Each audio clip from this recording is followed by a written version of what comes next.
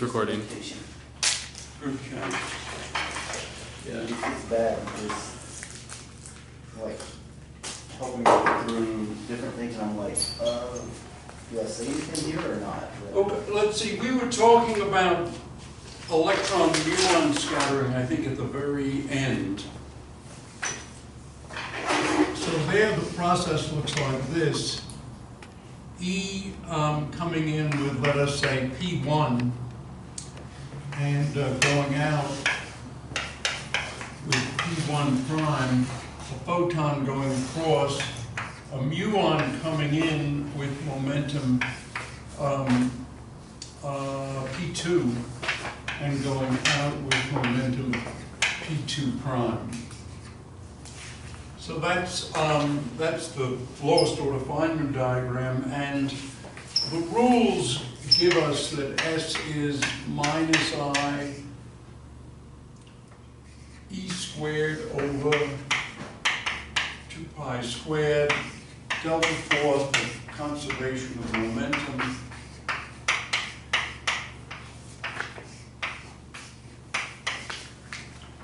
and then spinner stuff, U bar, E prime 1, S prime, E, U, A1, S, and then U bar of P2 prime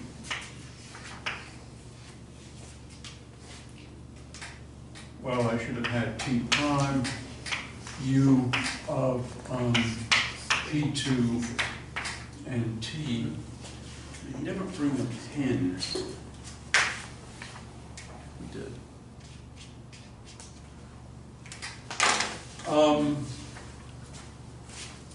And we divide by this momentum squared here, which is P1 minus P1 prime squared.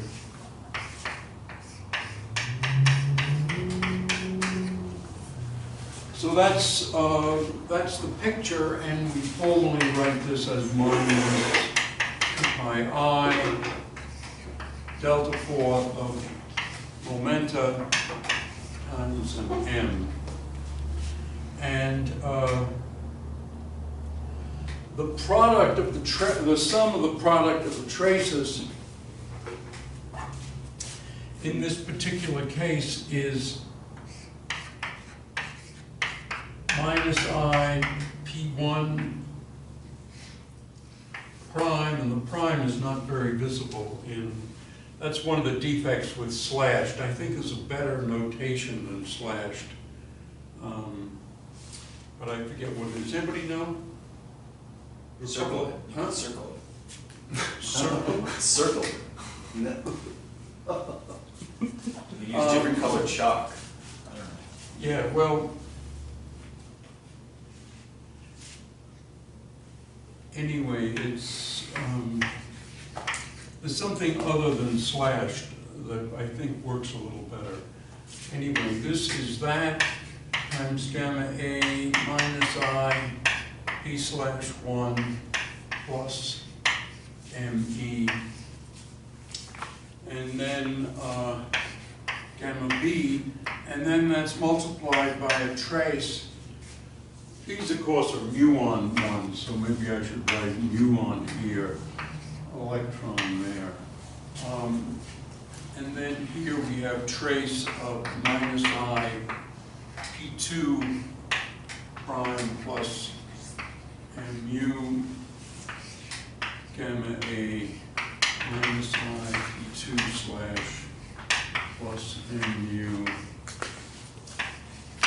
gamma B. Okay, and P1 minus P1 prime squared. Okay, so this is for this diagram. Now, if on Tuesday and a week ago we did the other diagram of E plus E minus going to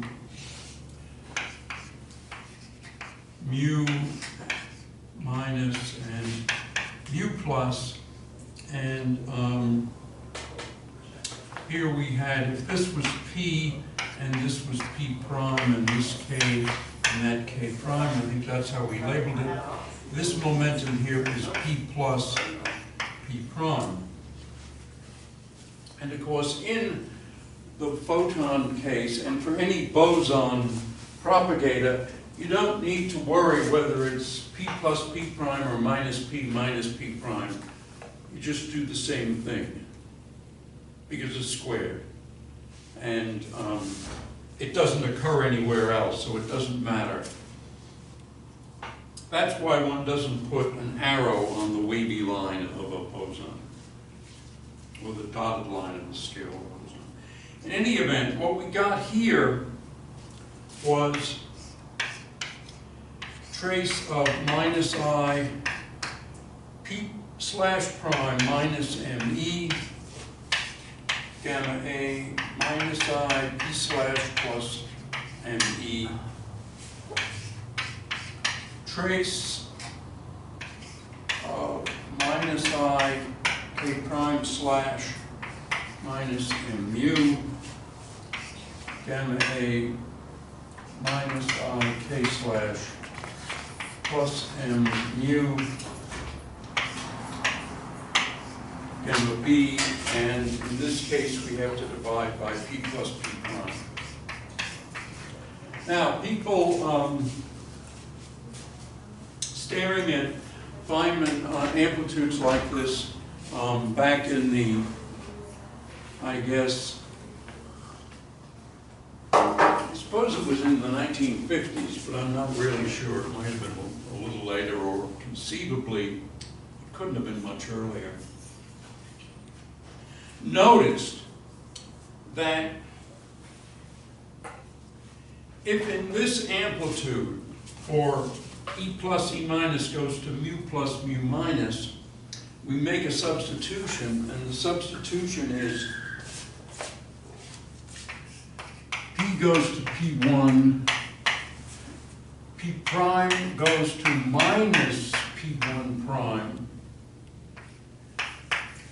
K goes to P2 prime, K prime goes to minus P2, then this last thing turns into the top thing. In other words, this goes into that.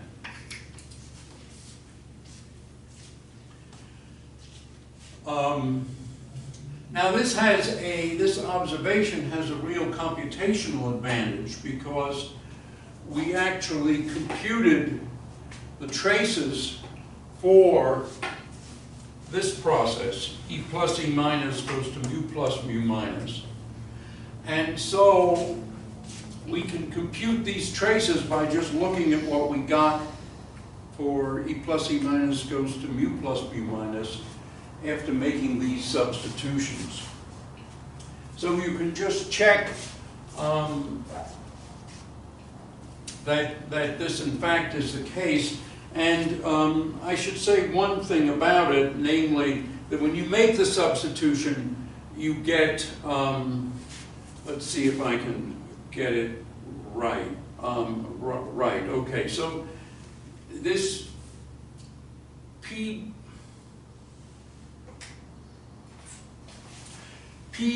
prime, for example, goes to minus P1 prime. So this becomes I P1 prime, right? And now you see the sign differs, but this sign also differs. So there's an overall minus sign here. Similarly, over here, when K prime goes to minus P2 prime, this goes to I P2 prime slash, and then when we compare this with that, we see there's an overall minus sign. So there are two minus signs, which of course cancel. So in fact, this trace divided by the Q squared is then equal to this trace, or product of traces, divided by P1 minus P1 prime squared. that means that we can quickly write down what 1/4 the sum over these m squareds are for the case of electron-muon scattering. And let's see, I need to put it.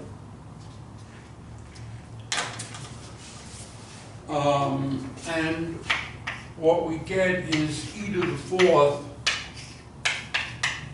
P1 prime, P2, P1, P2 prime, plus P1 prime, P2 prime,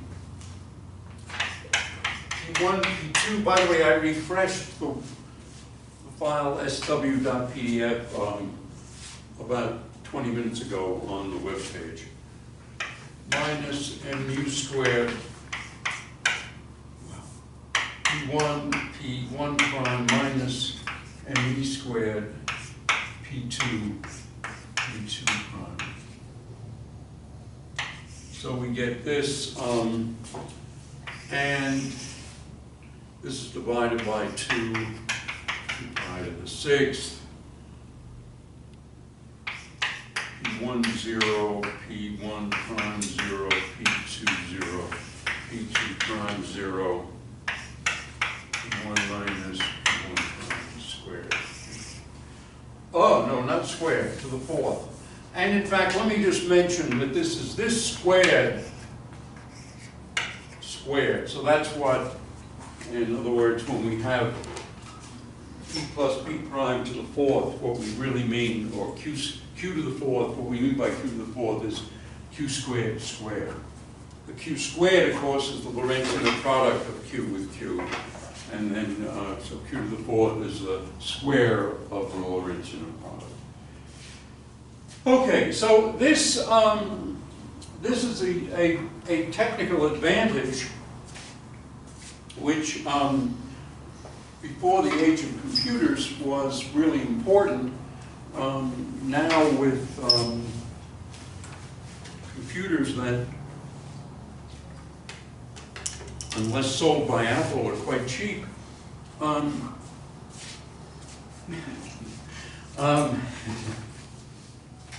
Couldn't help it. This is an advantage, and this thing is called crossing symmetry.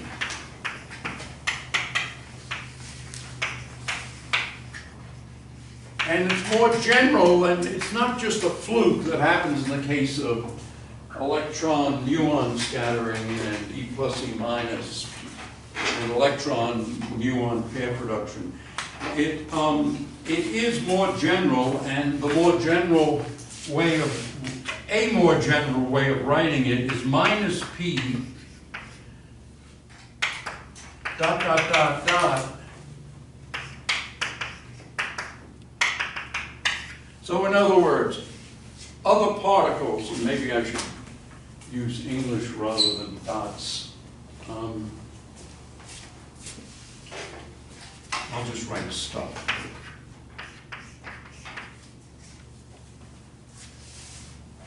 And same stuff.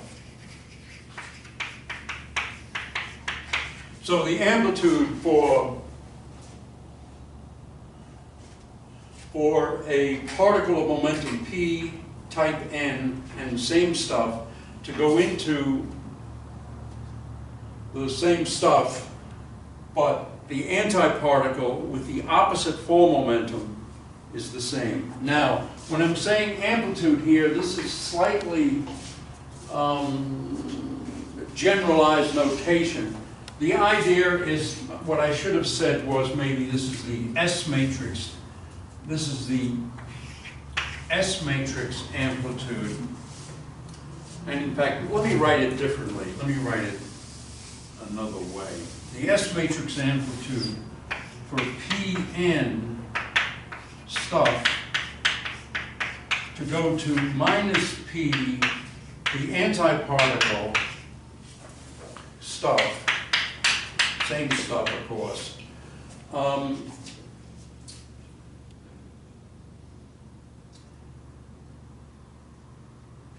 let me see, I didn't write that as an equation after all. Yeah, I'm sorry, I wrote this completely crazily. Okay, so now I'm going to write it correctly for the third time. Pn semicolon stuff goes to other stuff is equal to the amplitude for stuff to go to minus P, the antiparticle, semicolon, other stuff. Same other stuff.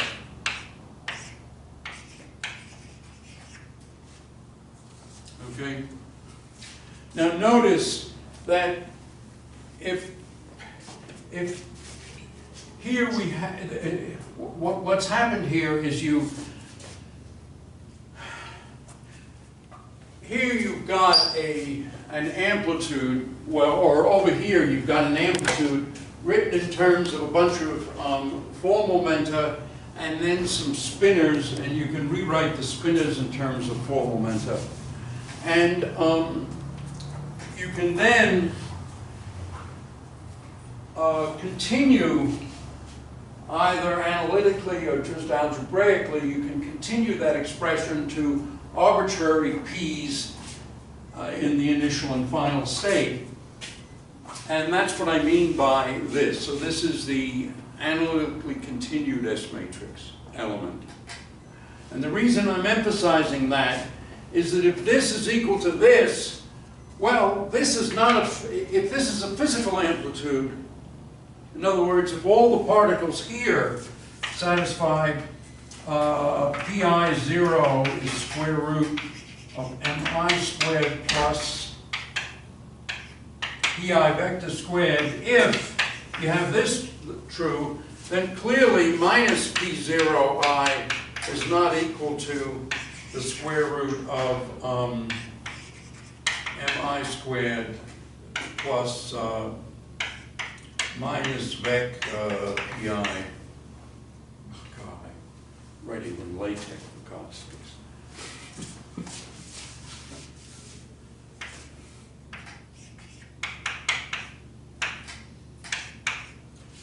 So in other words, you can't have both P and minus P on the mass shell. Because one energy, one P0 would be positive, the other one would be negative. And for an S matrix amplitude to be representing to represent a physical process, you need all of the energies to be given by this relation. This is, so to speak, the on-shell relation. And so this is an off-shell identity crossing symmetry. And nonetheless, it's very useful because it allows one to jump to this conclusion. It is true, however, that back in the 1960s, especially on the West Coast, crossing symmetry was raised to some level that was sacramental or almost mystical, and it was combined with the fact that the S matrix is an analytic function of all of the components of the momenta. So you can make all the PIs complex, and you have something that's you have an amplitude that's analytic, has certain cuts and poles, but apart from that, it's analytic. And people back in the 60s were thinking that analyticity plus crossing and then the unitarity S matrix, that this was enough to derive everything. And that lasted maybe for 5 or 10 years. And was then given up.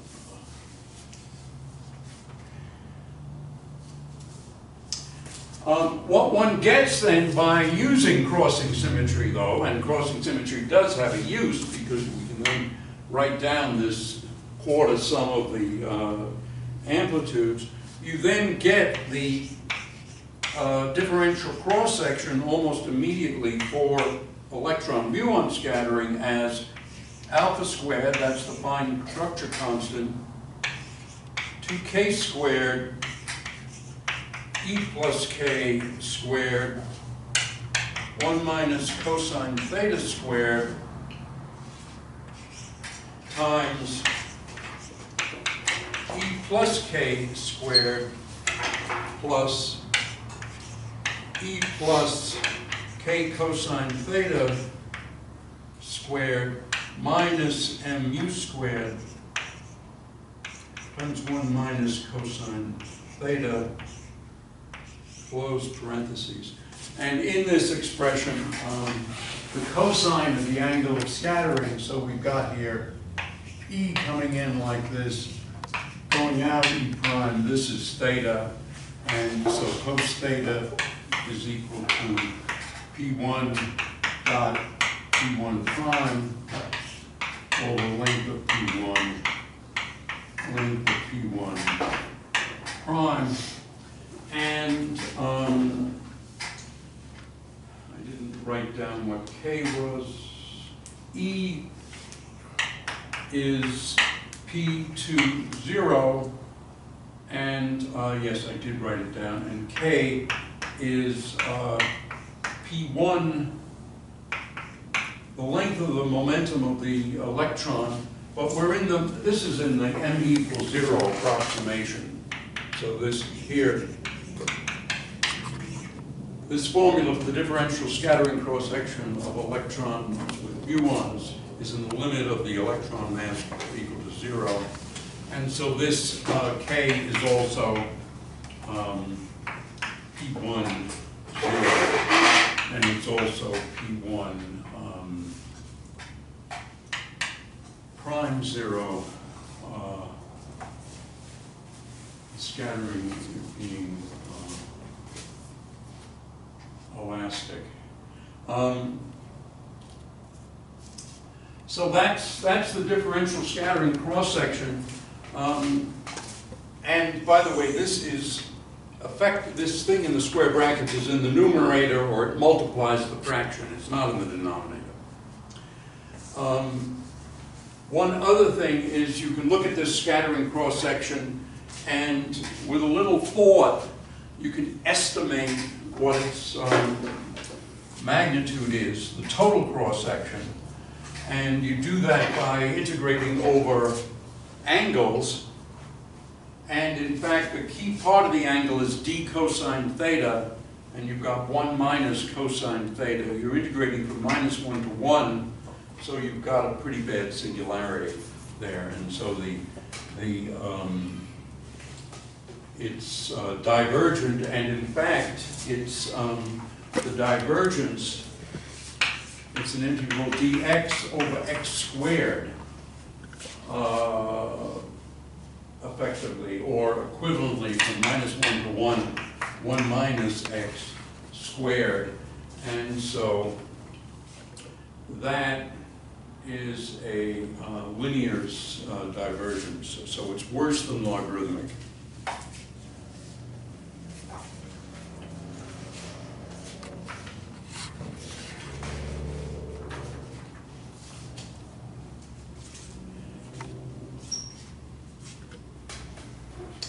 And the reason for that is that the cross-section basically is telling you how big the target is, in a sense. And because the photon has 0 mass, its force falls off as, or the potential falls off as 1 over r, or 1 over r squared. And so the range is infinite, so the target is essentially infinite size. Cross-section is basically the area of the target. This is true for electron-electron scattering, ordinary Coulomb scattering. Okay, now let me switch topics rather completely to Yang-Mills theory. And here the idea is that we have a a unitary matrix, so this is unitary, and it's a matrix, and it's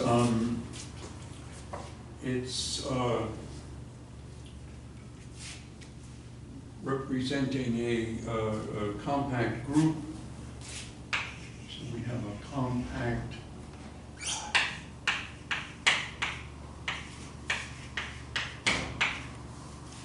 and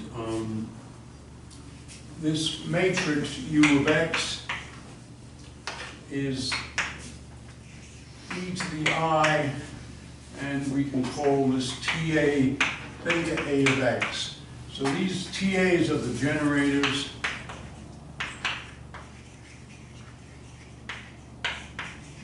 Of the gauge group, and as you know, generators of the compact gauge group satisfy the structure constant relations that look like that.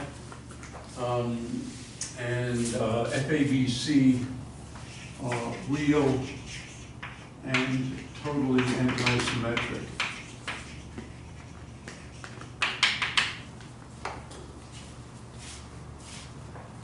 And it's automatic that something like psi dagger psi would be invariant, because this would be just psi dagger u psi, and so this is the same thing as psi dagger psi because u is unitary. What the problem that Yang and Mills actually solved was what to do about a Dirac action, or just any action that involves a derivative, because then you would have a derivative of a field, and the way the derivative would transform would be the derivative of u of x psi of x, and so this would have two terms, diu times psi plus u di psi, and this is not the same thing as that is that, but it's not the same thing as u di of psi. So that's the problem that Yang and Mills solved, and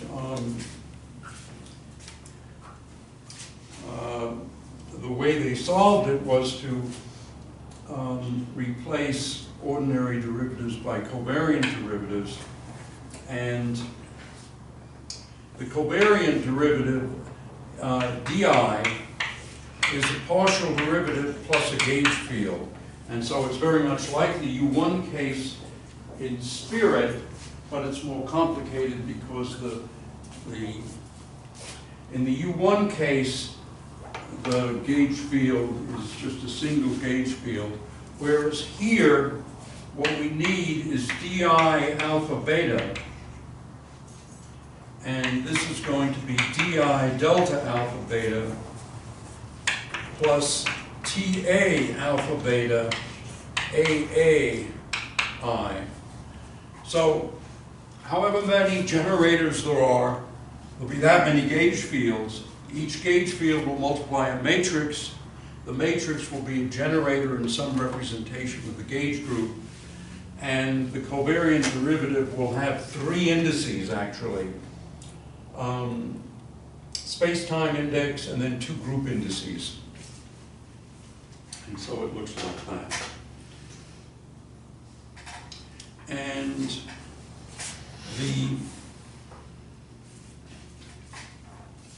actually, now that I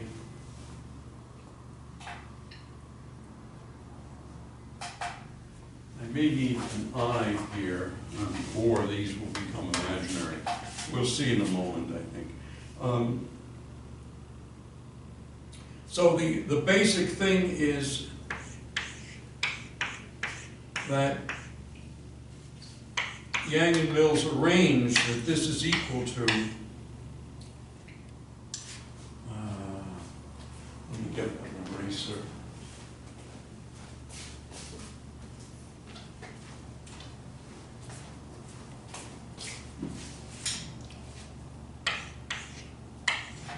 So this is what they arranged, that the covariant derivative should transform so that the covariant derivative on the field after the transformation is the gauge field matrix times the covariant derivative. And that way, if you have something like d I psi dagger d, let us say I psi, then under a gauge transformation, this thing turns into u di psi, and this thing turns into u adjoint di psi adjoint.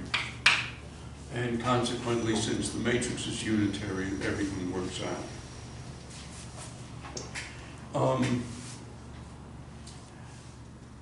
So this requirement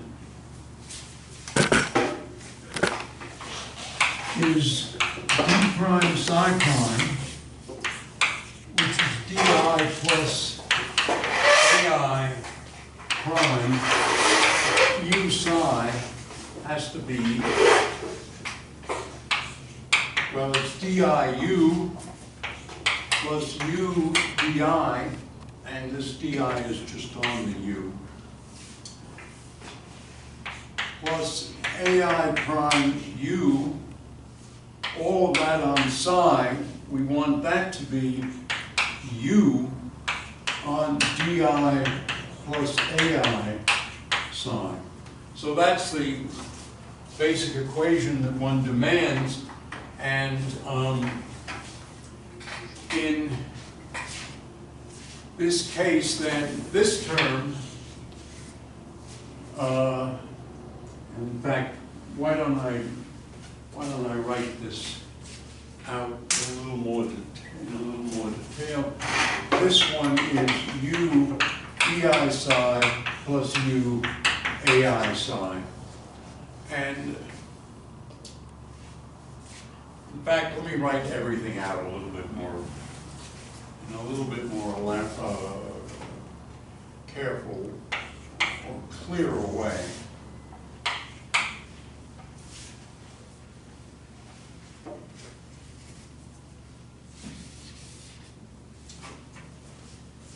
Okay, so writing out everything explicitly, we get this, and we see that these two terms automatically cancel. And so what we have is diu psi plus a prime I u psi has to equal what's left, which is u ai psi. And since psi is essentially arbitrary, or equivalently, we can promote this to an equation without psi, and it looks like that. And now if we multiply from the right by u adjoint, we get ai prime is equal to u ai u adjoint minus diu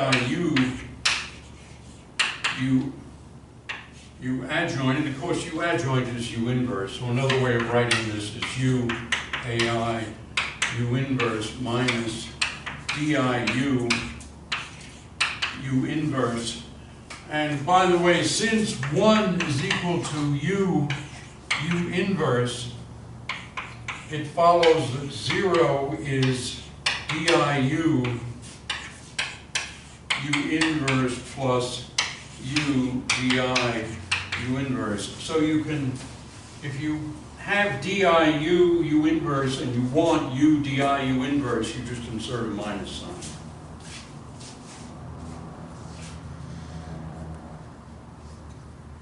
And so this is how the gauge field transforms.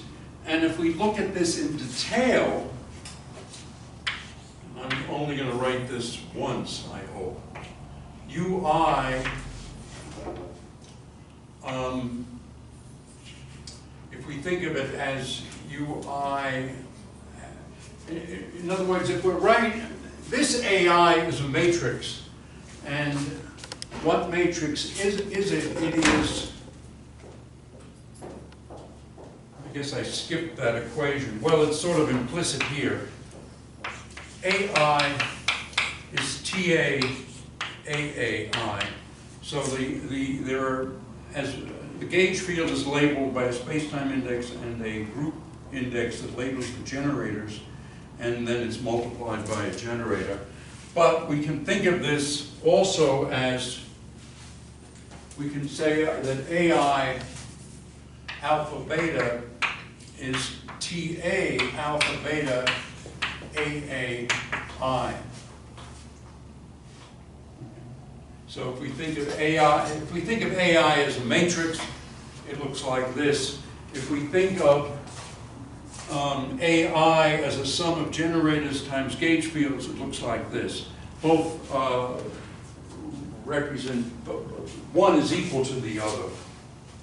And under a gauge transformation, A prime, and I'm going to write this as alpha delta.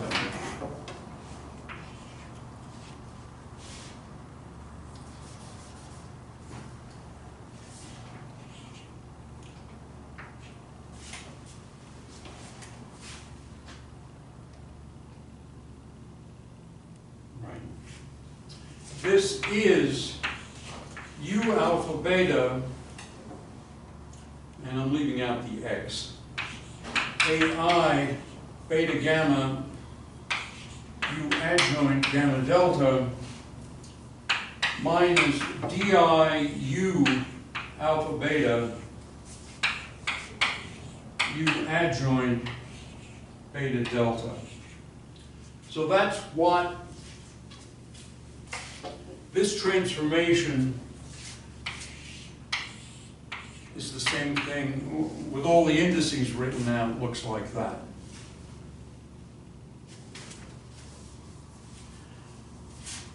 Now the Faraday tensor of electrodynamics is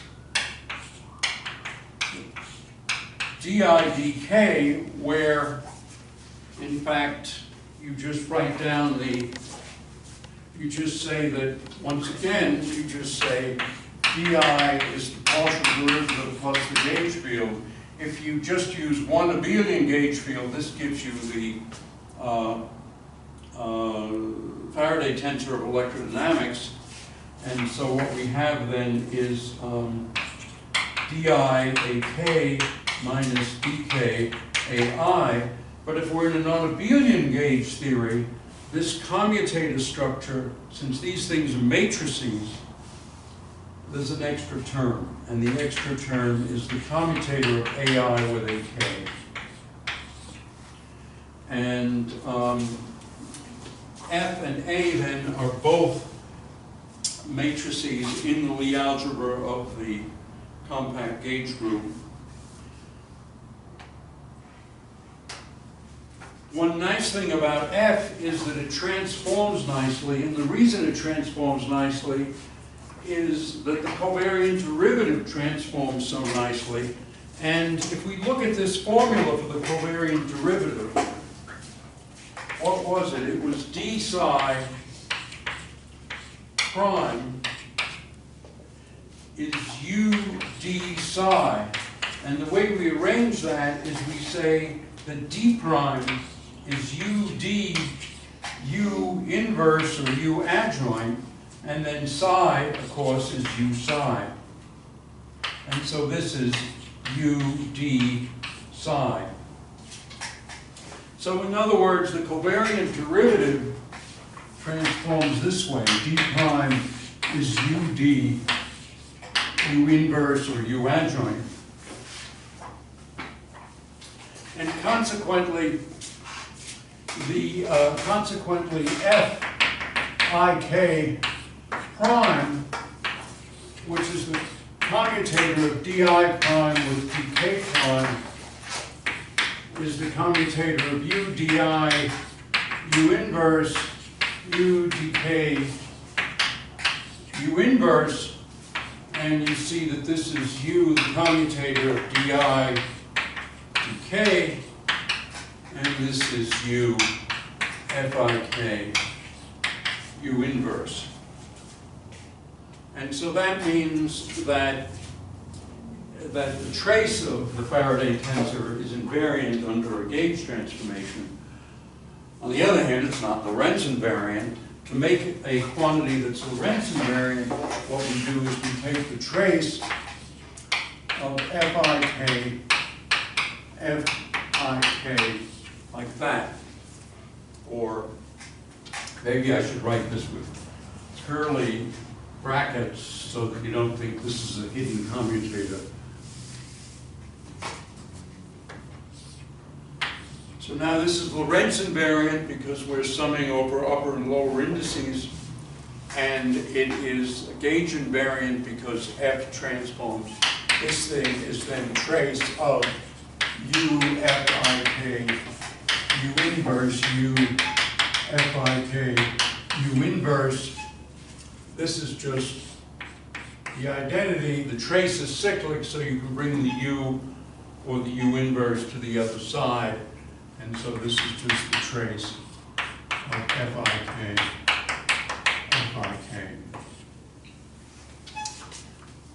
Okay, so to make a non-abelian gauge theory, all we do is take the Lagrangian of abelian gauge theory, so minus a quarter fik. This is QED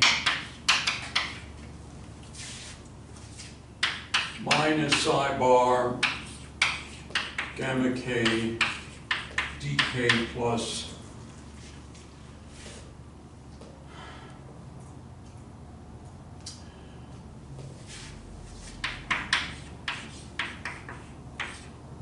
my A's had a hidden I and a coupling constant. So this is plus m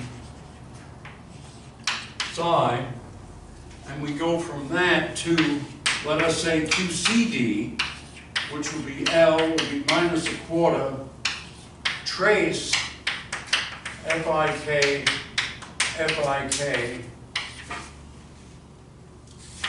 minus psi bar gamma k, and then this would be dk plus m psi.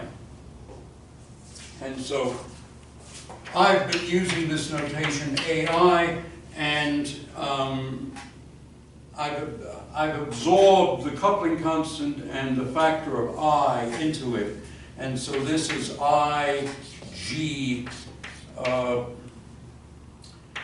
twiddle I. So in other words, this is just done all the time. You stick an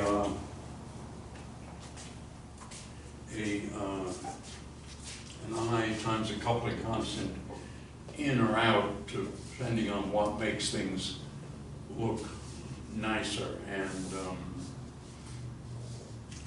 I think DI plus AI makes the equations simpler, but you have to remember eventually that you do that. And the reason for that, of course, is that 1 over I, DI is P, that's Hermitian. So it's AI over I that's Hermitian, and then this gives us something that's Hermitian.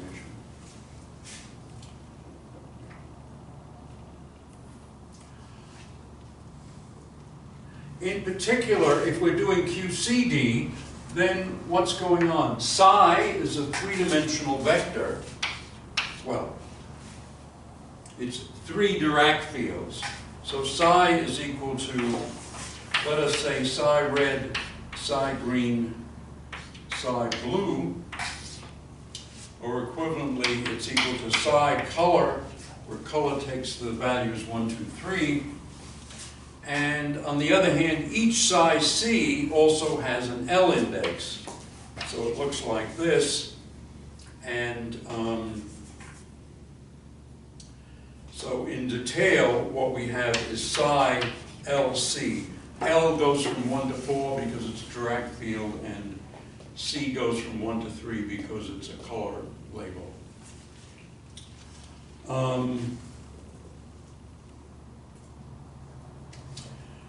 So in particular, this structure here, let me leave the, well, I'll put everything in. This is then psi bar, all right, this whole structure is equal to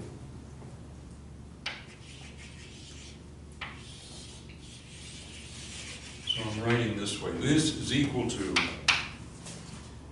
psi bar L alpha gamma k L prime dk delta alpha beta plus IET A alpha beta AAK plus M delta L prime delta alpha beta bracket psi L prime beta. So if you put all the indices, it looks like this. This is why it is, I would say, necessary to use both the summation convention and matrix notation. So then that makes everything simpler, but you have to remember that you're doing that, and you have to know how to unravel it if you want to look at particular indices.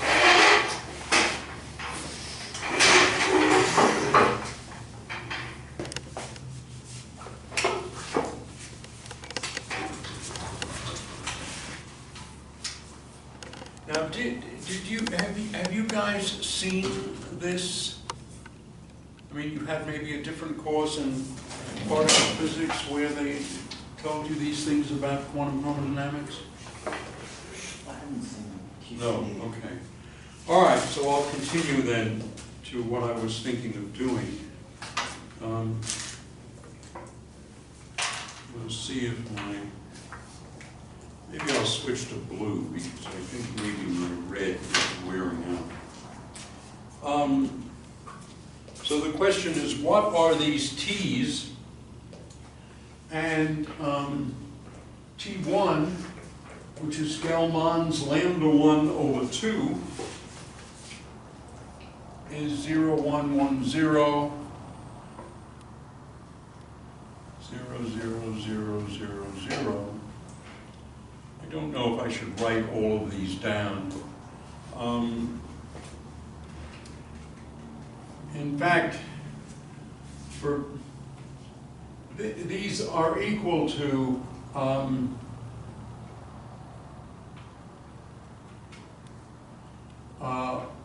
1/2 Ti is the Pauli matrix here, and then 0, 0, 0, 0, 0. So those are the first three T's, first three generators.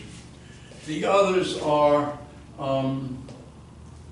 lambda 4 over 2 is T4, and this is equal to 1/2 0, 0, 1, 0, 1, and everything else 0. T5 is minus I plus I 0, 0, 0, 0. And T6, well, there's a 1/2, I keep forgetting this 1/2. Without the 1/2, they're called lambda, and that's how Gell-Mann wrote them originally. 1/2, and then 0, 1, 0, 1, 0, and then 0, 0, 0, 0. All right, so that's T6. Lambda 7, or T7, is 1/2 0 I, 0 minus I, and T8 is 1 over 2 root 3, 1, 1, minus 2. Notice they're all traceless. That's because the group is SU3, which is to say 3 by 3 unitary matrices with determinant 1. So the determinant of the group element is equal to 1. The group element is e to the I theta A Ta, and the determinant of G is e to the trace of I theta A Ta, and because they're traceless, this is e to the 0, which is 1. And that's, so that's the story there. They have a trace relation. TATB is delta AB over 2, and we wrote this earlier as K. K is a characteristic number of the representation, and one can compute the structure constants. They're equal to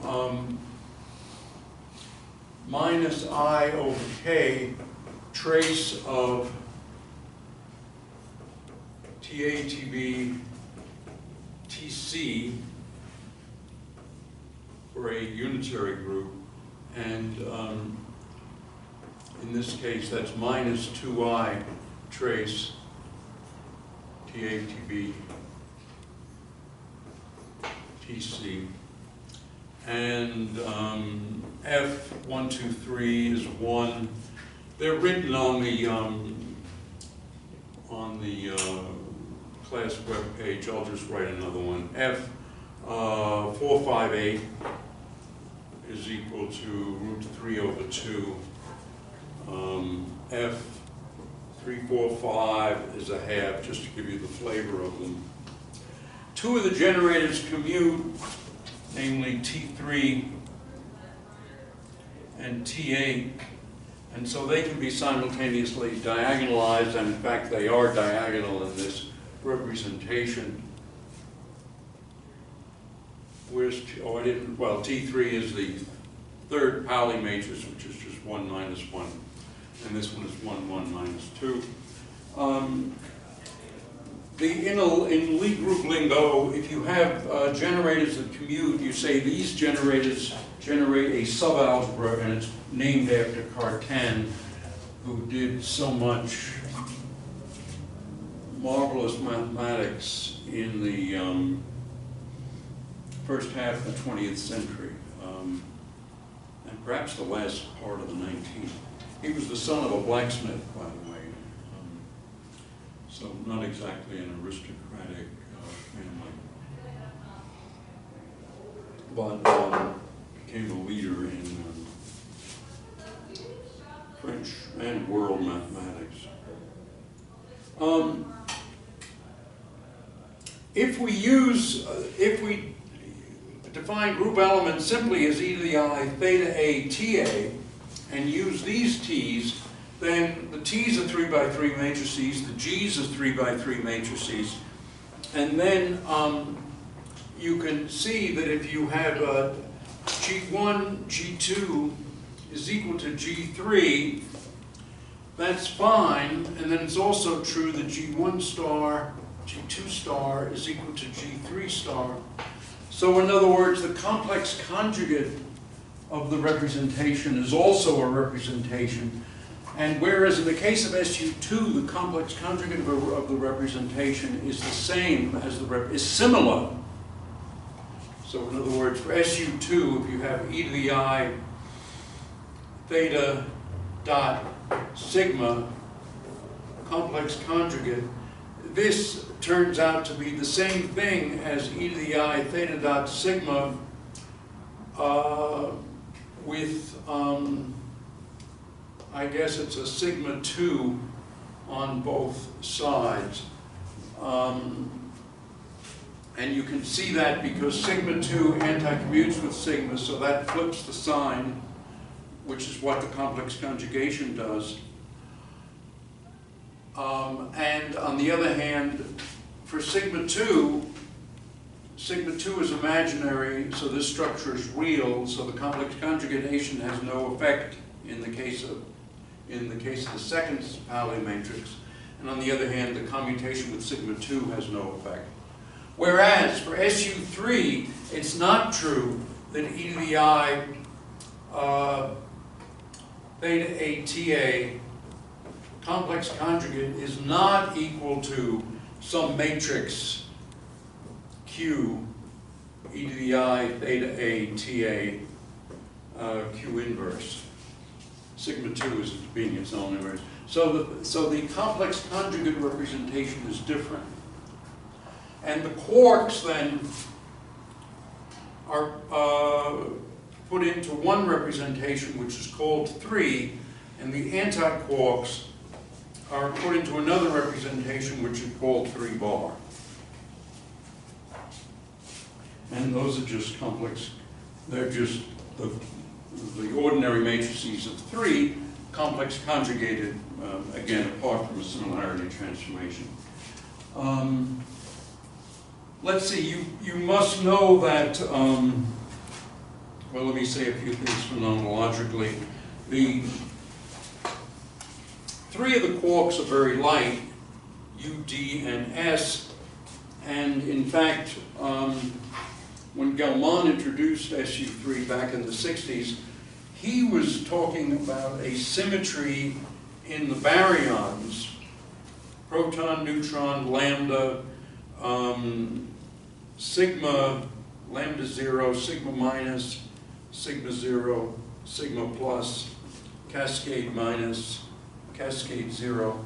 These are 8 baryons that have similar masses, and he was saying, well, those form an 8 of SU3.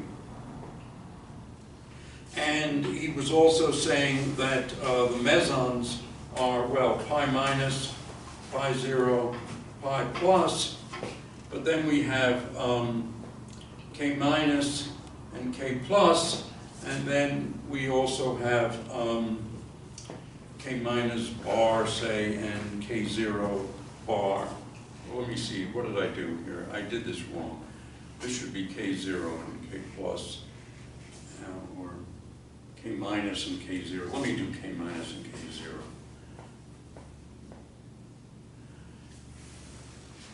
Anyway, I don't remember what the best choice is, better choice is.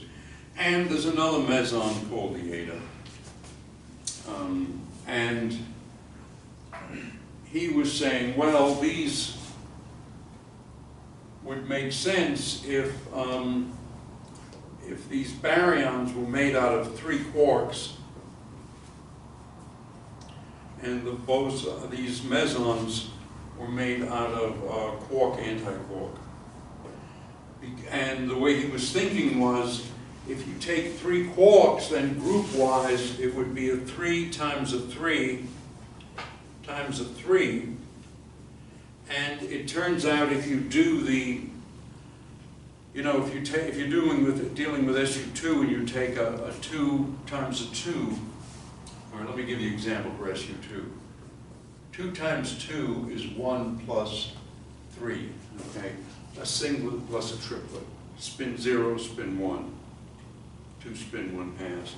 In this case, it's 3, 3, 3, and you get a 1 plus an 8 plus an 8 plus a 10. Okay, how many do I have there? 16, 17, 27. Okay, so this is right because we need 27 here. And so he was saying, well, I don't know about that one. These he was saying are these. And then at the time that he wrote his papers, there were 10 particles, 10 baryons that were heavier than these. Not 10, there were 9.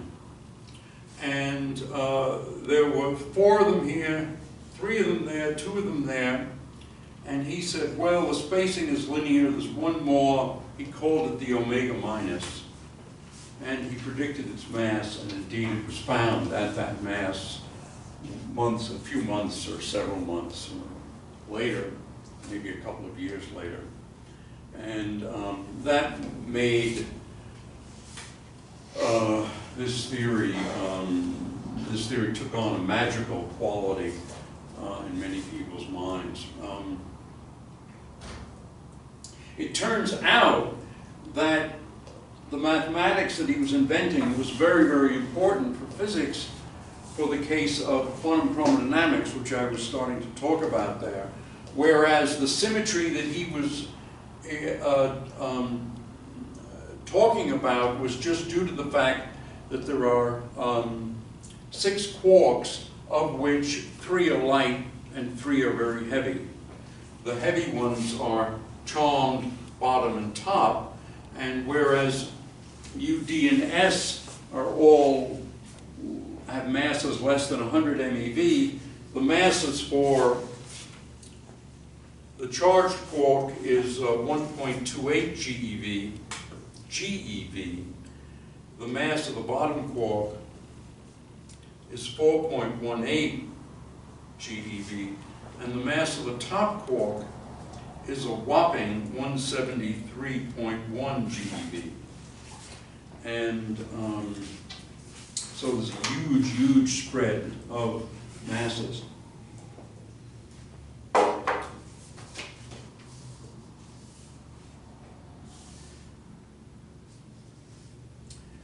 Now, if we're talking about QCD, then we can focus on just one quark at the moment, say the up quark. And then what we would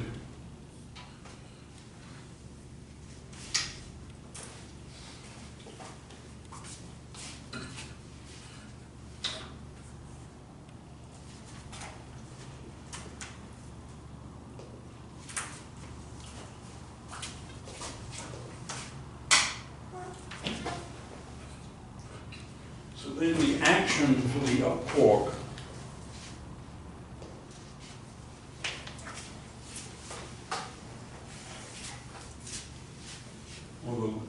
the action density would be -1/4 trace of F ik of ik minus psi bar gamma k dk plus IE AK. Well, now, normally one uses G for the coupling constant for QCD.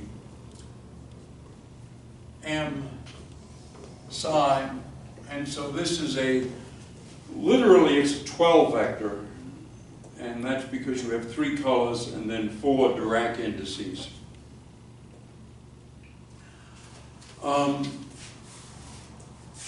And notice here the trace of F, let us say JK, FJK, is equal to the trace of, and if we write this out, this is D, well, let me write it as IK.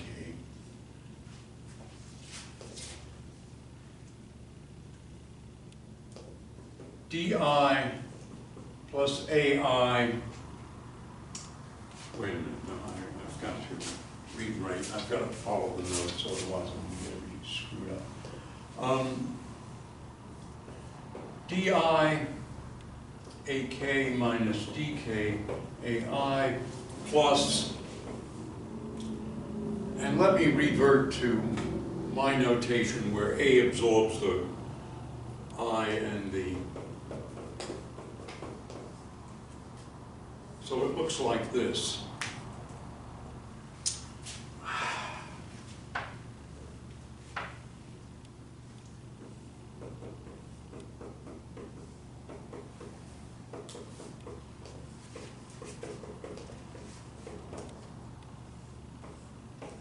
So that's what this term is here.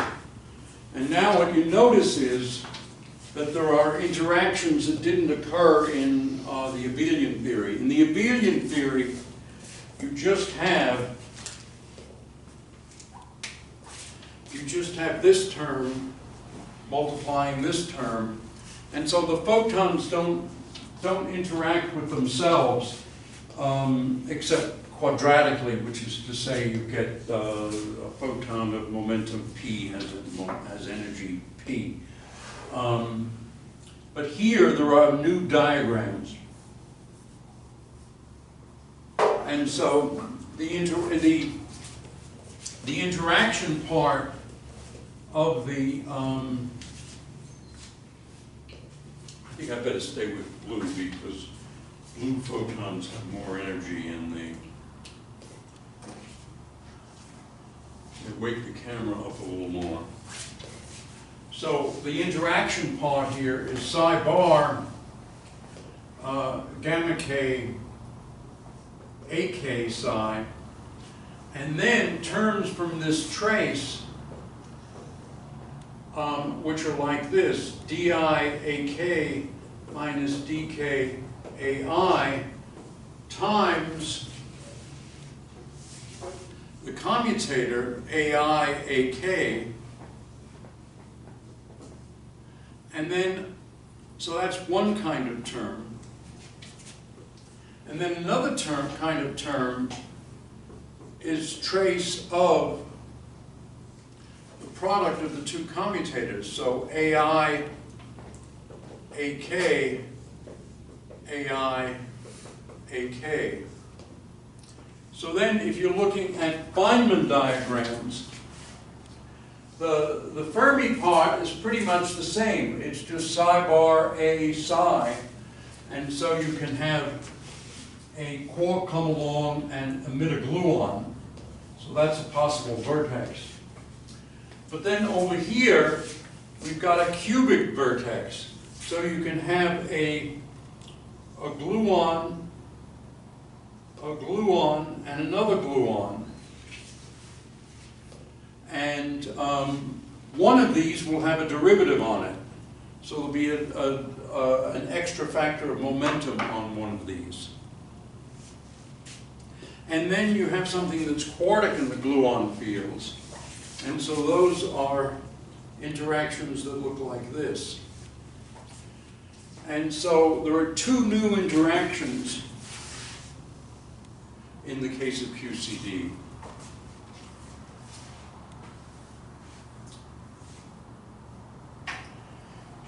Now the weak interactions are a similar business. One, well, let me just finish with the QCD. So this would be the QCD action for the up quarks.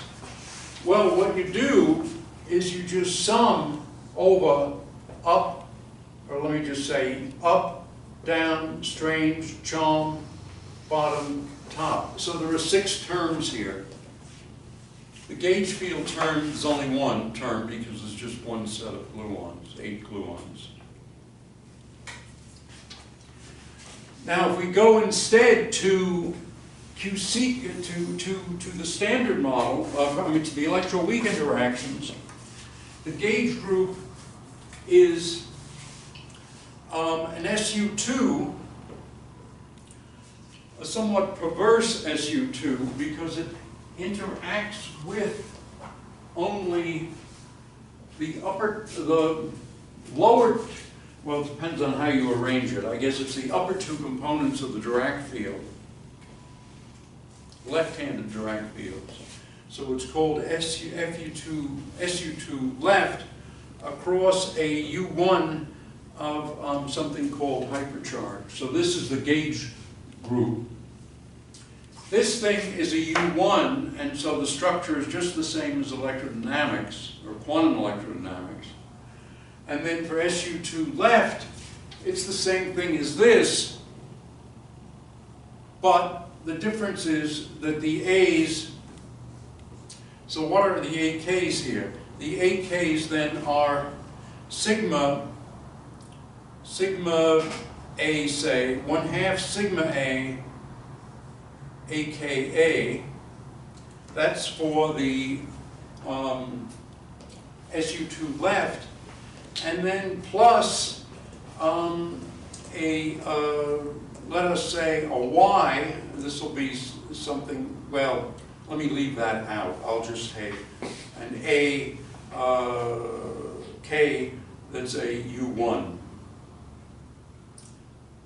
So now the gauge field has 4 components, 3 of them here and 1 there. So there are 4 gauge fields in the electroweak theory and 8 in the, and this boson is called the B, and these 3 gauge fields can be called the W's. But then there is a spontaneous symmetry breaking, and some of these fields, in fact all 3 of these, well, 2 of these fields get the same mass, the W plus and minus, and 2 of these, one linear combination of A3 of A 3K plus this, let me call it A prime, AY, I'll call it AY, plus AYK, one combination gets a very high mass, that of the Z, somewhat higher than that of the W, and the other one remains massless, that's the photon. And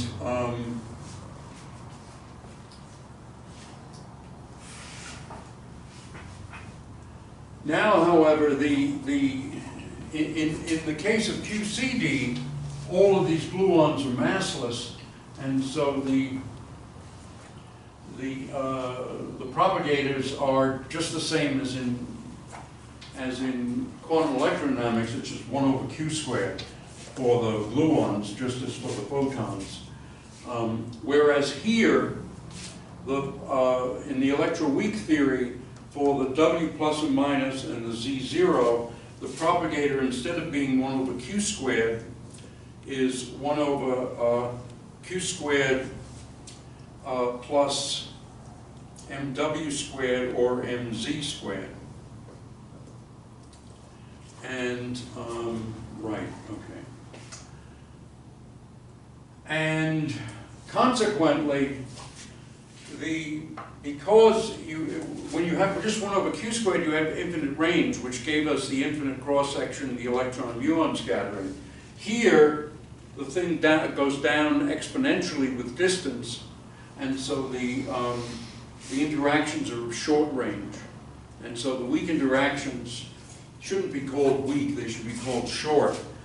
The short interactions appear weak because the cross-sections are all small, and the cross-sections are small because the range of the weak force is short.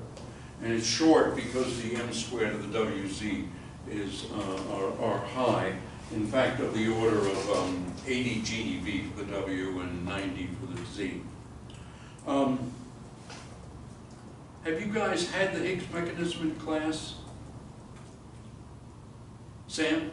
What? You've had the Higgs mechanism In this class? Or in any class? in any class? No, I haven't seen it. All right, okay. So I think I ought to say something about it next time. And what I'll try to do then is to finish up the Nonabelian gauge theory, and then I think I'm going to do path integrals. Start path integrals on Monday, and after that we can do other things. Renormalization group in particular, and we could do some gravity if you want, but we don't have to. All right, any questions finally? No. All right. So